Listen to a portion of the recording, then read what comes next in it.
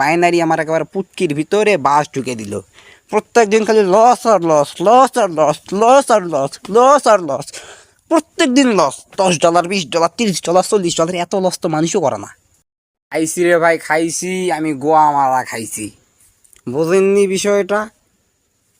প্রত্যেক দিন শুধু লস আর লস, এত লস কোনো মানুষ আজ পর্যন্ত করেনি। হ্যাঁ, আমি জানি যে অনেকে লস করেছে, কিন্তু আমি যে এত গোয়া মারা খাবো এটা আমি ভাবতেও পারিনি। আমি এটাও জানি যে সামনে আরও লস হবে, আরও গোয়া মারা খাবো, এটা স্বাভাবিক। আমি আপাতত বাইনারি শিখতেছি, ফরেক্সের বেসিকটা জানি, মোটামুটি ফরেক্সটাও জানি, কিন্তু ফরেক্সে কখনো আমি হাত দেইনি।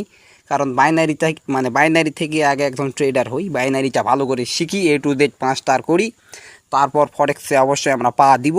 ধীরে ধীরে ফরেক্সটাও কমপ্লিট করব, নেক্সটে ক্রিপ্টোতে যাব। কিন্তু এখানে একটা কথা আছে, এই বাইনারি আমার একেবারে পুটকির ভিতরে বাস ঢুকে দিল। প্রত্যেক দিন খালি লস